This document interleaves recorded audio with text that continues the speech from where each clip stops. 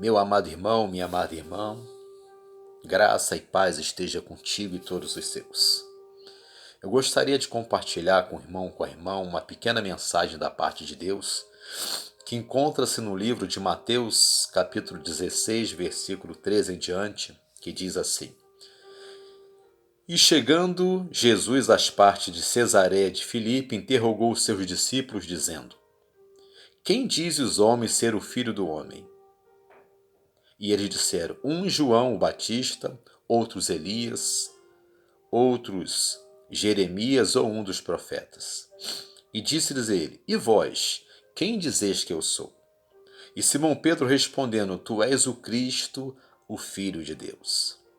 E Jesus respondendo disse, bem-aventurado és tu, Simão Bajonas, porque tu não revelou a carne e o sangue, mas meu Pai que está no céu. Amém?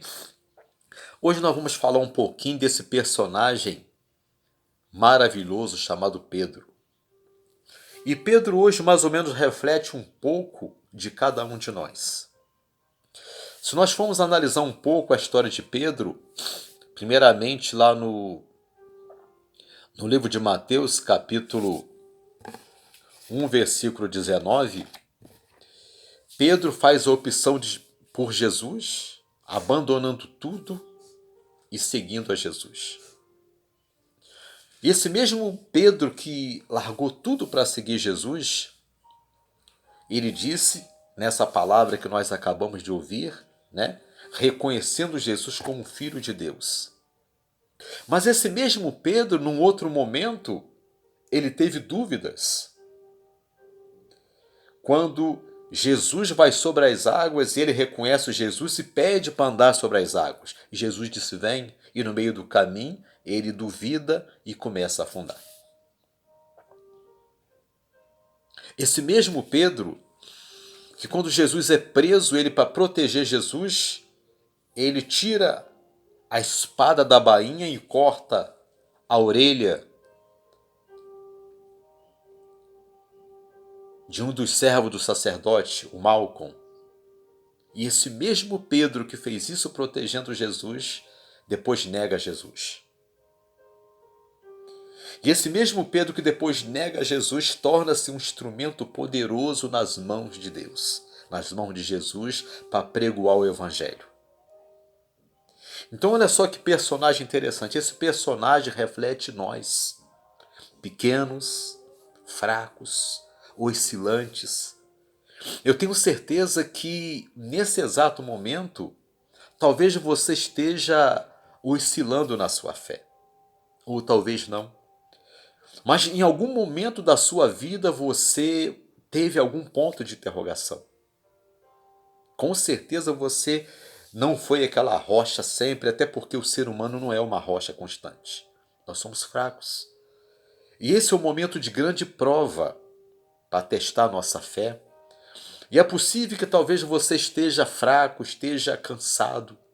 E talvez até o inimigo esteja sussurrando no teu ouvido, talvez essa pestilência que está assolando o planeta esteja mexendo com o teu psicológico. Talvez você esteja cansado, cansada, desanimado, desanimada. Mas quando Deus quer, lembra-se que quando Deus quer fazer algo na vida de alguém, aconteça o que aconteça, Deus está te tirando por cima. Se nós acompanharmos a trajetória de Pedro, aquele que largou tudo para seguir Jesus, ele oscilava na crença e na falta da crença, na certeza e na dúvida. Mas Deus tinha um grande projeto para Pedro, porque Deus conhecia o coração de Pedro. Mas conhecia também as limitações dele como ser humano. Como Deus conhece também as suas limitações, você que está ouvindo essa mensagem. Como Deus conhece as minhas limitações também. Então é muito comum que a gente em algum momento se sinta cansado, fragilizado, triste, abatido, angustiado na alma. E talvez você esteja passando por esse momento agora. Mas eu quero dizer para você, assim como Deus transformou Pedro num grande instrumento para a glória dele, se você abrir espaço, Deus também vai fazer isso com você. Não importa o grau de fraqueza que você esteja nesse momento. Não importa o grau de angústia. É certo que Deus está te guardando.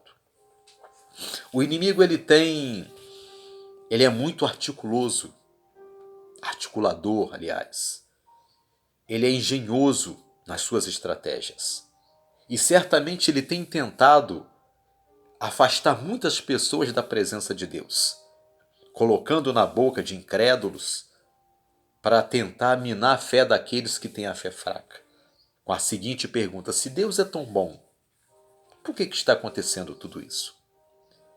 Se Deus é bom, por que pessoas boas estão morrendo? Mas isso aí é muito simples de responder. Primeiramente, Deus não erra nunca.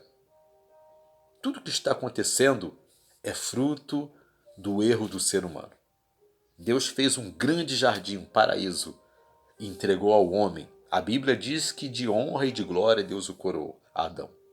E por conta do pecado de Adão, todos nós perecemos e estamos perecendo até hoje. E aí veio uma série de erros.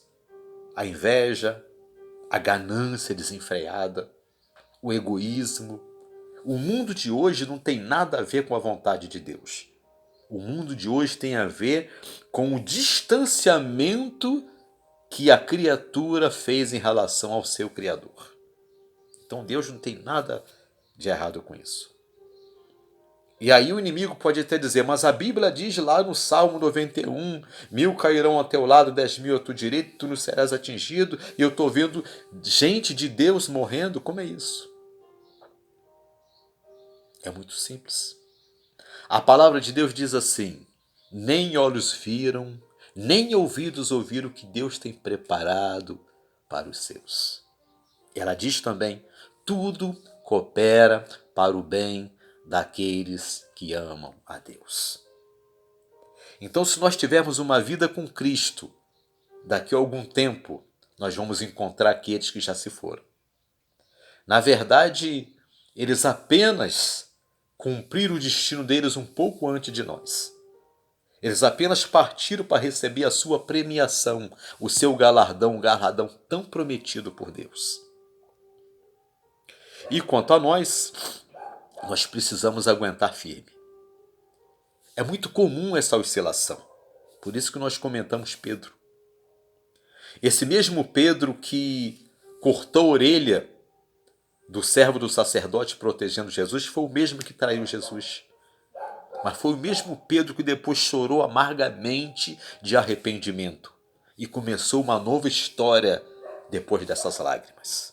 E quando ele recebe o Espírito Santo, ele parte para cima das trevas, apregoando o amor de Cristo, entregou sua vida por Cristo e hoje com certeza está com Cristo.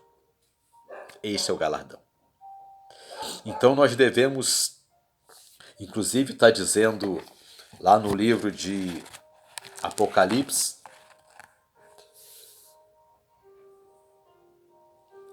que nós devemos ter o cuidado de não perdermos a nossa coroa.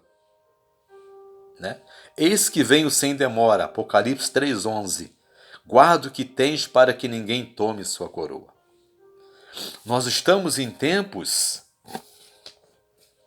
muito bem preparados.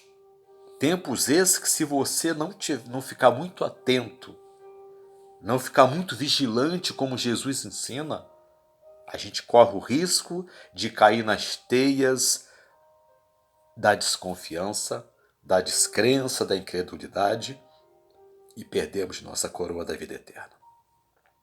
Porque o inimigo ele é astuto e ele é perseverante. Ele sempre vai estar tentando minar a sua fé, tirar a sua força e a sua credibilidade no amor de Deus. Mas eu quero dizer para você que está ouvindo essa mensagem, encerrando agora essa mensagem, Deus nunca te abandonou. Aconteça o que acontecer, Deus está contigo. Aconteça o que acontecer, Deus está permitindo tudo isso. Não foi dele, mas ele está permitindo, porque o homem quem criou, mas é para também testar a tua fé. A Bíblia diz que a nossa salvação é conquistada à força. E lá no livro de 1 Pedro 4, versículo 12, só para terminar, diz assim: Amados, não estranheis a ardente prova que vem sobre vós para vos tentar, como se coisa estranha vos acontecesse.